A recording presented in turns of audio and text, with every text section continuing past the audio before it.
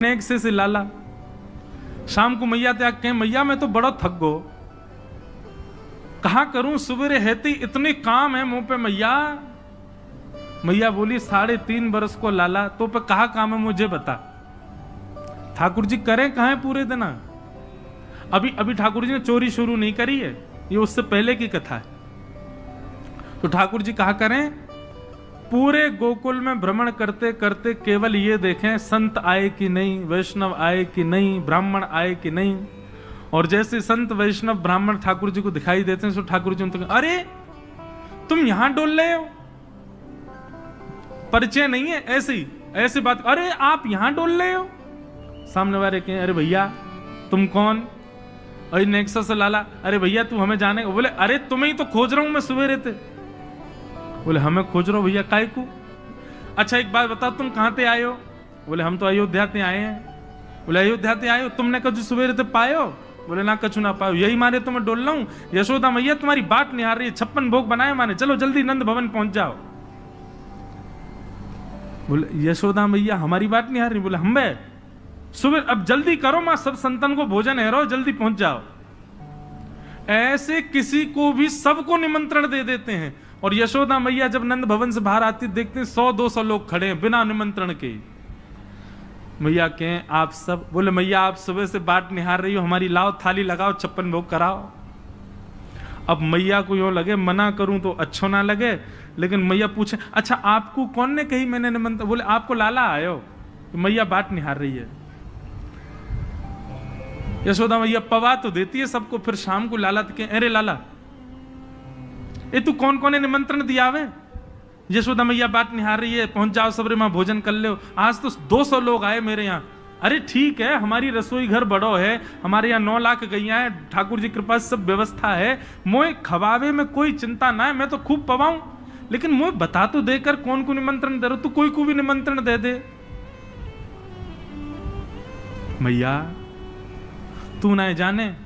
बोले कहा मैं तो या घर को पुण्य कर रहा हूं, जितना ज्यादा है सके पुण्य जमा कर कर। मैया मैं तो बुढ़ापा आ जाएगा, मैं तो चला जाऊंगा, तू को बाबा को छोड़ जाऊंगा पुण्य करके। मैया के अच्छा कहा पुण्य कर रहे हो लाला? बोले मैया देख ये संत ब्राह्मण ये साक्षात भगवान को मुख हैं, जब इनके मुख में हम कछु अन्न दे में, मक्खन दे में या कछु भी इनको पवामे तो ऐसा समझने से साक्षात नारायण पा रहे हैं। मैया देख कल 100 आए नारायण, आज 200 नारायण तेरे घर आए पावे, मैं तो ये पुण्य करवाऊं। और मैया दूसरी बात सुनेगी? बोले हाँ मारेगी तो ना मुझे? बोले ना मारूंगी बता। बोले तू बड़ी मोटी है गई मैया, मुंह को यूं लगे पूरे दिन लगी रहेगी तो तेरो ने एक वजन कम है जाएगा। अरे मेरी ब्याह तक ने छरेरी सी है जाएगी, या मारे तू लगी रहे रसोई में या मारे ऐसा को। मैया भागे पीछे, ठाकुर जी चौकड़ी मार के भागे। ऐसा ऐसा उधम मचा में ठाकुर जी द्विज ब्राह्मण संत वैष्णवों को जा जा करके बिना निमंत्रण के निमंत्रित कर देते हैं। सब नंद भवन आ जाओ, आज सबन को भंडारो है। कंटकेभ्य नंद बाबा रोज अपने ठाकुर जी की सेवा करते हैं। और महाराज वर्णन ऐसा करें हमारे ब्रजवासी, बोले नंद बाबा की सेवा में शालिग्राम भगवान है। नंद बाबा शालिग्राम की सेवा करें और सेवा करके शालिग्राम भगवान को टांड समझते हैं। टांड आप लोग जानते हैं कि नहीं पता नहीं, अब घरों में नहीं होती, पुराने घरों में टांड होती थी। टांड बोलते हैं एक घर के कमरे में ऊपर एक छज्जा सा बनवा देते थे, उसमें सारा स्टोर रखा जाता, सब जरूरी सामान। नंद बाबा क्या करते हैं पंचामृत से अभिषेक करा करके ठाकुर जी को शुद्ध जल से अभिषेक करके इत्र वित्र लगा के तिलक फोटा चुपका के बढ़िया आरती करके और फिर शालिग्राम भगवान को टांड पे धरते हैं ऊपर। बोले क्यों? बोले कन्हैया को ये गुलाब जामुन लगे और गुलाब जामुन समझ के कन्हैया मुंह में धर ले।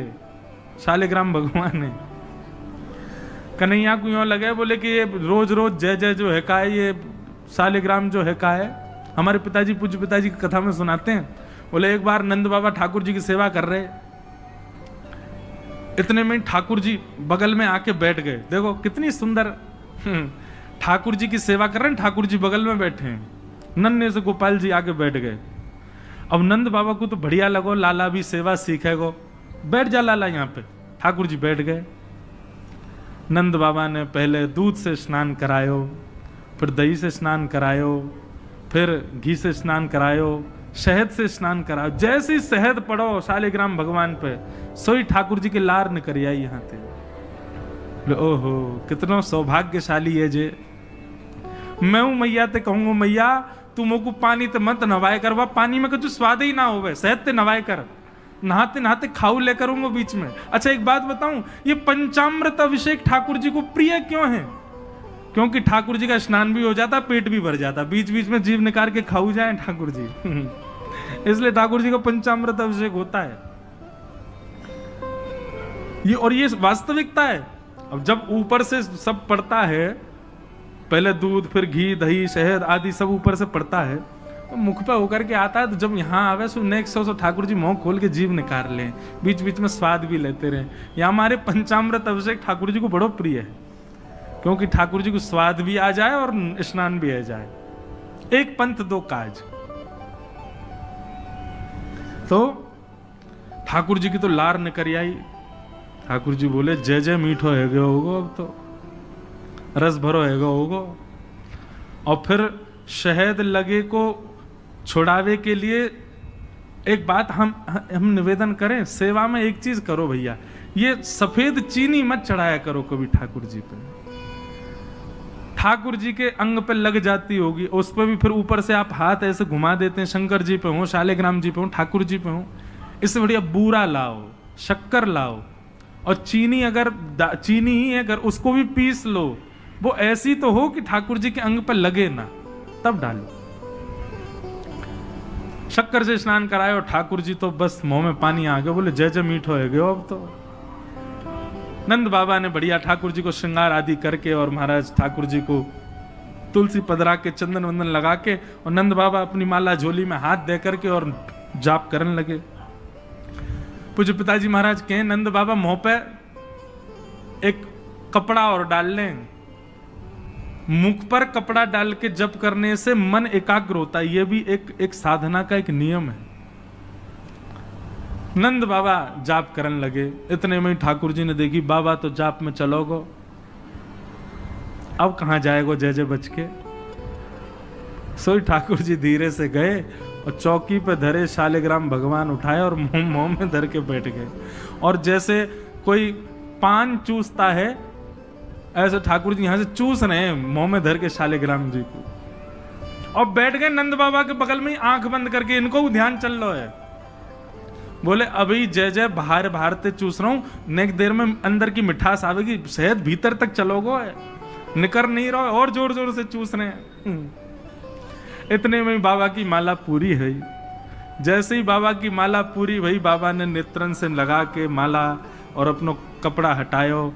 जय हो मेरे साले जय जय कहां चले गए?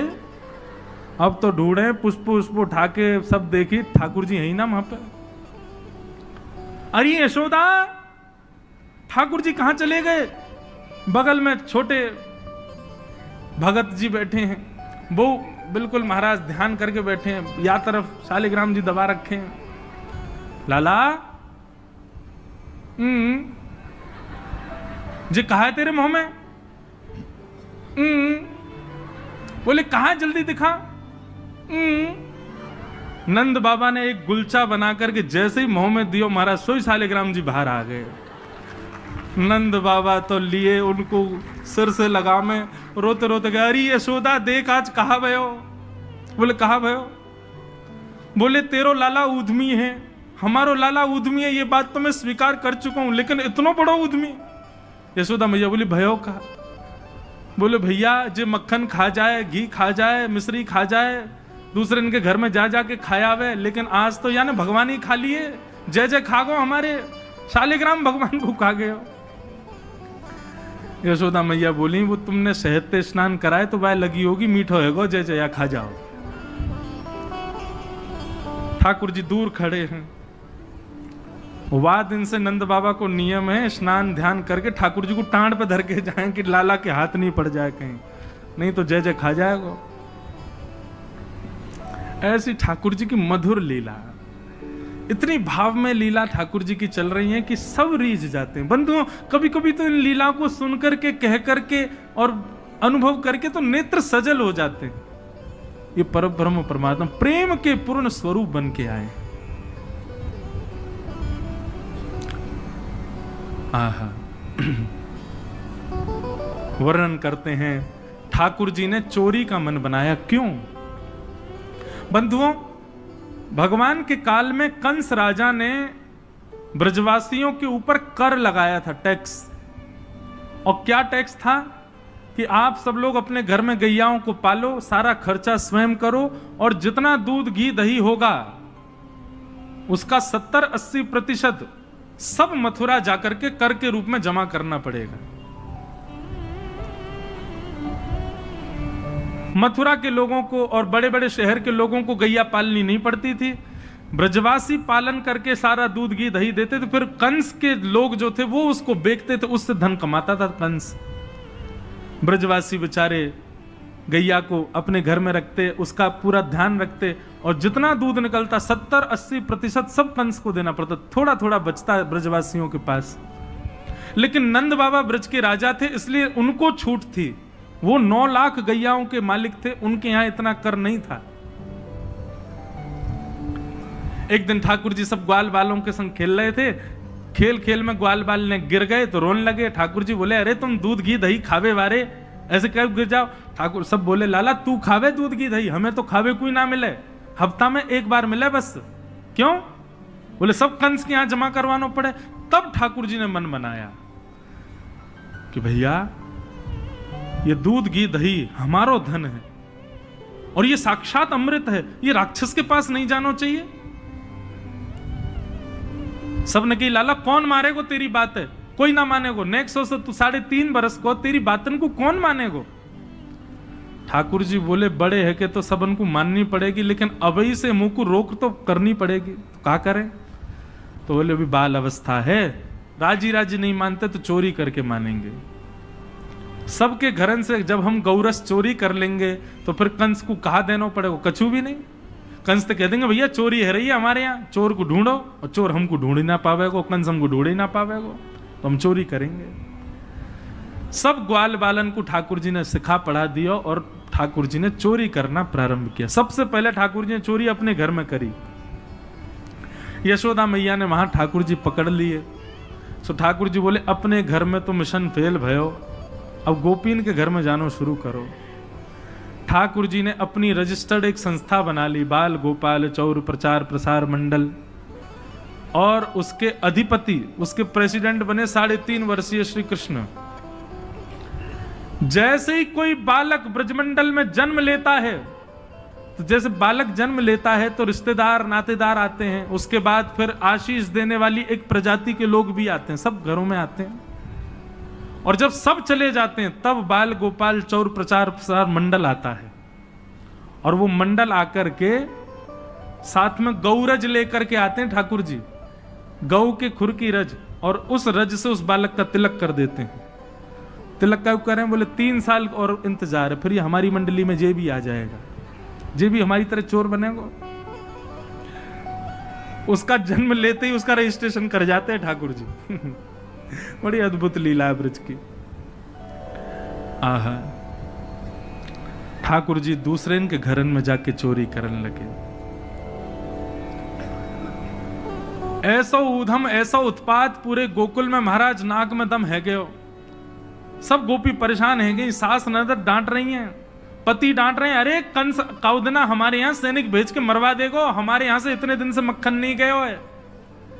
गोपियां सब चिंतित भी होती हैं, लेकिन सबको अच्छा भी लगता है, कन्हैया आके चोरी करते हैं। तभी उन गोपियों में एक गोपी थी, उसका नाम था प्रभावती।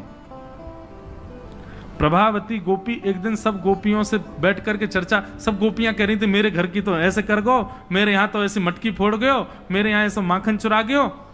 प्रभावती व्यंग में हंसने लगी, हंस करके बोली, आज तक मेरे यहां दृष्टि भी नहीं डाली उस कन्हैया ने।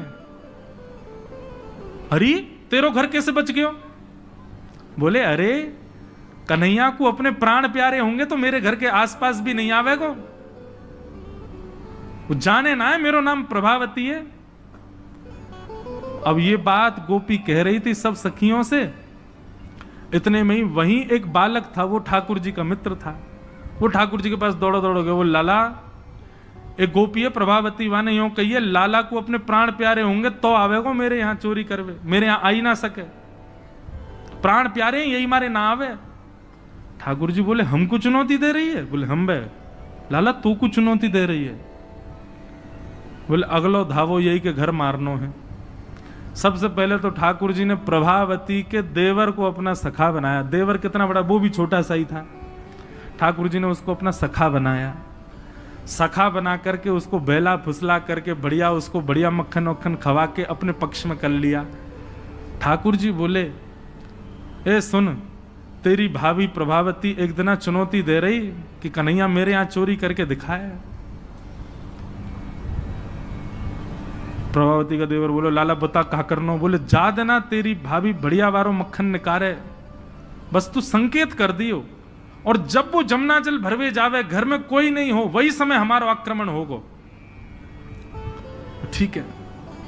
प्रभावती ने एक दिन बढ़िया मक्खन निकारो और महाराज मक्खन निकाल करके छींके पर टांगो, और वो बालक ने देख लिया, दौड़ करके ठाकुर जी के पास बोले आज भाभी ने मक्खन निकालो, आज ही चलो लाला। बोले हाँ आज चलेंगे। प्रभावती यमुना जल भरने के लिए गई। ठाकुर जी उसके यहां प्रवेश कर गए, और प्रवेश करके महाराज चार के ऊपर तीन के ऊपर दो के सबसे ऊपर ठाकुर जी, और ठाकुर जी लेकर के बढ़िया मक्खन खाने लगे। मक्खन दूसरे इनको पवान लगे कि मरकान भोक्षण विभजति सचेन नात्री भांडम भिन्नति। स्वयं पाते हैं, ग्वाल बालों को पवाते हैं, और जब सब पा लेते हैं तो फिर मरकान भोक्षण संग में बंदर और चलते हैं उनको भी पवाते हैं। लेकिन प्रभावती के यहां इतना मक्खन था, ठाकुर जी का भी पेट भर गया, ग्वाल वालों का भी भर गया, और सब बंदरों का भी पेट भर गया, लेकिन मक्खन अभी पूरा नहीं हुआ, खत्म नहीं हुआ। ग्वाल बाल बोले लाला मक्खन तो अभी बहुत सारो बच गो। ठाकुर जी बोले ये प्रभावती हमको बड़ी चुनौती दे रही ना, याकू ने मजा तो चका जाए। सो कहा कियो। ठाकुर जी ने एक हंडी लई, एक लठ लियो, और वहां से वह हंडी को फोड़ दियो, जितनो मक्खन हो सब नीचे गिर गयो, और वह मक्खन को चौका लगा गए, पोंछा कर गए पूरे घर में। एक कोने पे जाकर के मक्खन रह नहीं जाए कहीं भी, और पूरे में बढ़िया चौका लगा करके, और ठाकुर जी अपने ग्वाल बालन के संग अंधेरे में छुप के खड़े है गए। बोले देखियो अब मजो आवेगा, प्रभावती आवेगी। प्रभावती आई, सिर पर दो मटकियां बड़ी अचक करके चल रही थी, संभल के चल रही थी। जैसे ही माने द्वार खोलो, और द्वार खोलते ही अपना पाम भीतर धरो, इतने में ही भोपाल शताब्दी की तरह ऐसी रिपटी महाराज, ऐसी रिपटी सिर में लगी, कमर में लगी, हाथ पाम बाकी सब रहे कह गए। और गिरी सो गिरी, यमुना जल मिल गए हो मक्खन में तो और चीकनो हो गया। अब वो उठ ही नहीं पा रही है, जैसे उठे फिर गिरे, जैसे उठे फिर गिरे। और ठाकुर जी ताली बजा बजा के हंसे, सब ग्वाला के लाला आज तो बड़े मजे आए, आज तो बड़े मजे आए। मेरी भाभी कहा कह रही कन्हैया को अपने प्राण प्यारे यहाँ हमारे ना आवे। अब तो को तेरे प्राण प्यारे होंगे ना तो कभी हमको चुनौती नहीं देगी। और ठाकुर जी भाग गए। प्रभावती महाराज जैसे तैसे रिपट के बाहर आई, और जाके सीधे यशोदा मैया के पास पहुंच गई, और जाके बोलने लगी, बोले मैया अपने लाला संभाल ले, नहीं तो काउदना हाथ दिखा दूंगी याकू में। ऐसा उधम मचावे, देख मेरी कोहनी टूट गई, कमर टूट गई, ऐसा उधम मचा के गयो। यशोदा मैया बोली तुम गोपिन पे कछु काम ना है, 24 घंटा मेरे लाला के पीछे पड़ी रहो, काउदना रंगे हाथ पकड़े तो आइयो, नहीं तो कभी मुख मत दिखाइयो अपनो। प्रभावती बड़ी चिंता में है, बोले ठाकुर जी को रंगे हाथ कैसे पकड़ूं।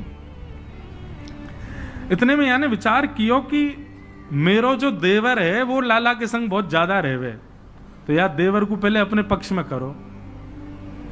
ये देवर कभी ठाकुर जी के पक्ष में जा रहा हो, कभी प्रभावती के पक्ष में। प्रभावती ने एक दिन वाकु दिखाते भय मक्खन निकारो, आज तो धोरी गैया को मक्खन है, इतना मधुर मक्खन है, और यहाँ से तो आज मैं शाम को बढ़िया रोटी बनाऊंगी, घी बना करके सबको पवाऊंगी, अब बढ़िया मक्खन निकालो। देवर ने देख लिया और जा करके सीधे पहुंचो लाला के पास। वो लाला, भाभी ने आज धोरी गैया को मक्खन बनाया। ग्वाल बाल सब बोले लाला वहीं चल, बात ना बड़े मजे आए वहां पे, आज फिर चल रहे हैं प्रभावती के यहाँ। ठाकुर जी वे चलो। अब प्रभावती ऐसा दिखा करके गई कि वो जमुना जल भरने चली गई है। ठाकुर जी ने देख लिया प्रभावती जमुना जल भरवे गई है, लेकिन जैसे ही ठाकुर जी वाके घर की ओर भागे, प्रभावती दौड़ करके पीछे के द्वार से गई और खिड़की में होके भीतर घर में आ गई और चुपचाप खड़ी हो गई अंधेरे में, हाथ में बड़ा डंडा लेकर के। ठाकुर जी आए। ठाकुर जी ने आकर के जैसे ही महाराज 4 3 2 1 ऊपर चढ़े, चोरी करना प्रारंभ कियो। ठाकुर जी जब पूर्ण रूपेण व्यस्त हो गए चोरी में, तब प्रभावती अपना डंडा लेकर के निकली। दारी क्यों तुम्हें बताऊं। और जैसी प्रभावती आई, महाराज नीचे वाले सबसे पहले भागे, और नीचे वाले भागे तो ऊपर वाले सबरे गिर गए, ठाकुर जी लटक गए ऊपर। अब बाकी के सब तो वहां से भाज गए, ठाकुर जी रह गए। अब नीचे प्रभावती खड़ी है। आजा लाला, तो बताऊं मैं, प्राण प्यारे, देख देख देख प्रभावती तू सही ना कर रही है, तू जाने ना है मैं जय जय हूं। बोले तेरी जय जय तो मैं निकारूंगी, नीचे आ पहले तू। जैसे तैसे करके ठाकुर जी नीचे उतरे। प्रभावती बोले तो मुंह पे दया ना आवे, मैं कितनो सीधो साधो भोरो सो प्यारो सो, देख मैं तू वचन दूं आज के बाद नहीं आऊंगा तेरे घर, तू अब कछु मत करे, तू मुंह को मारे मत। बोले ना ना मारूंगी ना लाला, इतना कोमल सो मेरो लाला, वाकू कैसे मार सकूं मैं। ठाकुर जी बोले हाँ जी, तो मैं मारी हूं मत। बोले मारूंगी ना तो को पकड़ के यशोदा को दे के आऊंगी आज मैं, वो बतावेगी तो। बोले या तो बढ़िया, तो तू मार ले मोह, लेकिन यशोदा मैया के पास मत ले जा, ऐसा मत करे। बोले ना आज तो तू यशोदा ही बतावेगी तो। और ठाकुर जी को हाथ पकड़ करके महाराज प्रभावती पूरे गोकुल में हल्ला करती हुई जा रही है, और घूंघट करके, घूंघट पकड़ रखो एक हाथ से, दूसरे हाथ से ठाकुर जी पकड़ रखे, और सबरे गोकुल में हल्ला। देख लो रे सबरे गोकुल वासियों, जे नंद जी को लाला, यशोदा मैया को छोरा, ये घर घर जाके चोरी करे। यशोदा मैया कह रही रंगे हाथ पकड़ो तो बताइयो, आज पकड़ लियो या को ठिकाने लगाऊंगी मैं। ठाकुर जी बोले जे तो भैया बड़ी निंदा है रही हमारी। इतने में ही ठाकुर जी बोले ए प्रभावती, कहा बात है। बोले देखते ने इतनी जोर से मेरो हाथ पकड़ रखो, मेरो हाथ नीलो पड़ गयो, रक्त पूरा रुक गयो है, तू इतनी जोर से मत पकड़े, तू एक काम कर, मेरो जे हाथ छोड़ दे, दूसरा हाथ पकड़ ले। प्रभावती बोले नहीं तू भाग जाएगा, तेरी सौगंध खा के कह रहा हूं मैं नहीं भागूंगा, तू मेरो एक हाथ छोड़ दूसरा पकड़ ले। प्रभावती चलती जा रही है, और चलते चलते माने 3.5 वर्ष के छोटे से ठाकुर जी चलते चलते माने जैसे मन बनायो कि हाथ दूसरा लाऊं, ठाकुर जी ने पीछे चल रहे ग्वाल बालन में प्रभावती के देवर को इशारा क्यों यहाँ पे आ, वो ठाकुर जी की उम्र कोई है। ठाकुर जी ने वाको हाथ पकड़ लिया। प्रभावती अब देख तू मेरा दूसरा हाथ पकड़, जल्दी कर। प्रभावती चलते चलते बोली ला दूसरा हाथ दे। दूसरे हाथ के चक्कर में ठाकुर जी ने वह के देवर को हाथ पकड़ा दिया, और पकड़ा करके ठाकुर जी गली मोहल्ला कूचेन में कूदते भय सीधे नंद भवन पहुंच गए, और हाथ पाम धो के सीधे यशोदा मैया की गोद में। मैया इस सबरी गोपी मेरे पीछे काहे को पड़ी रहे, अरे मेरो लाला बड़ो मलूक है, हमारे पीछे पड़ी रहे। मैया रोज कोई गोपी आ जाए, मुंह को तो लगे आज भी कोई गोपी आवेगी तो उसे शिकायत करवे। मैया बोली आन देदारी के मैं बताऊंगी। हाँ मैया तू मुंह को अपना दूध पिला दे। और ठाकुर जी तो इतने लाड़ प्यार में आ गए, मैया गोद में बैठ के दूध पीने लगे। इतने में ही प्रभावती आई।